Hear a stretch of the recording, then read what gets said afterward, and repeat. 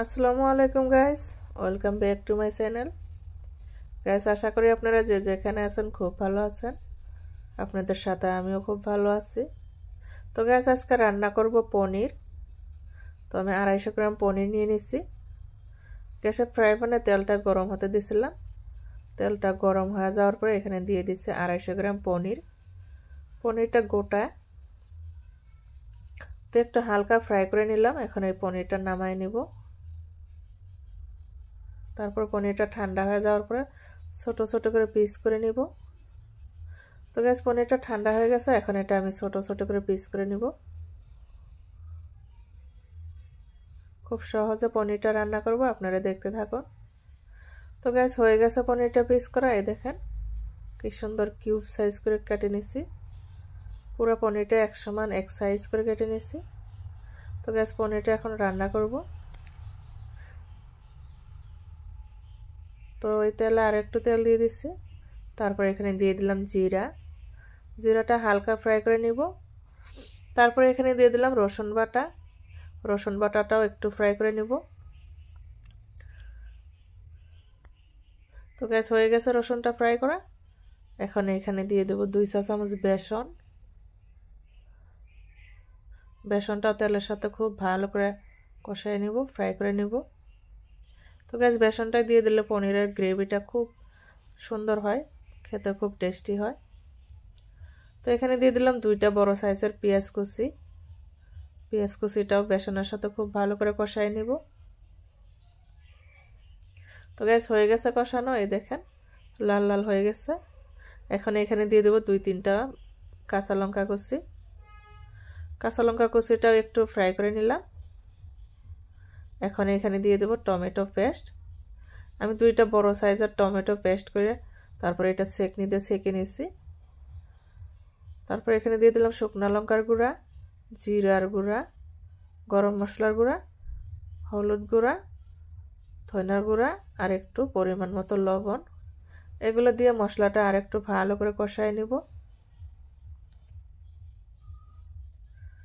তো গ্যাস, হয়ে গেছে কষানো। এই দেখেন কি সুন্দর হয়ে গেছে, মশলা থেকে তেল ছেড়ে দিচ্ছে। তো এখন এখানে দিয়ে দেব ধনিয়া পাতা কুচি। ধনিয়া পাতা কুচিটা দিয়ে মশলাটা আর একটু কষায় নেব।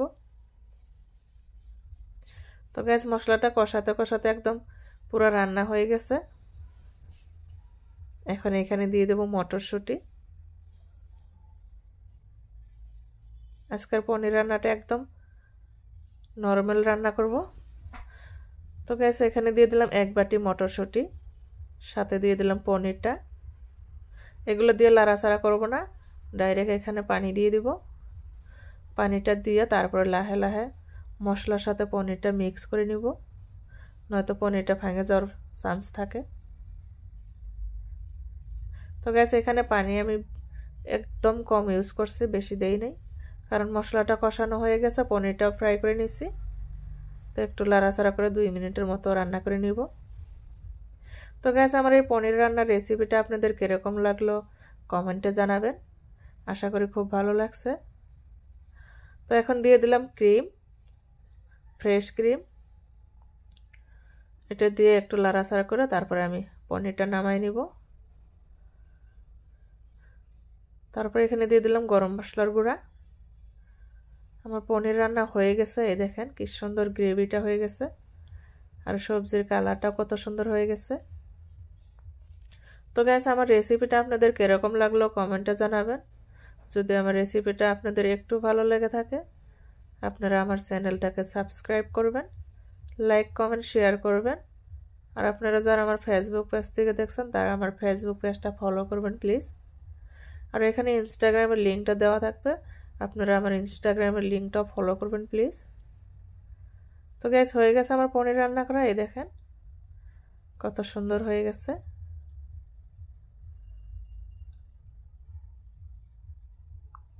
তো আমার রেসিপি এখানে কমপ্লিট। এখানে পনিরের সবজিটা সার্ভ করে আপনাদেরকে দেখাবো।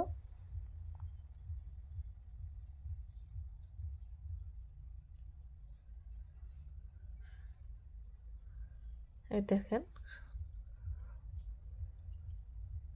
আজকের পনিরটা আমি রুটি, আরও ভাত দিয়ে খাবো। তো গ্যাস আমার রেসিপি কমপ্লিট, আজকের জন্য বিদায় নিচ্ছি। দেখা হচ্ছে আগামী ভিডিওতে। আসসালামু আলাইকুম গাইস, খুদা হাফিজ।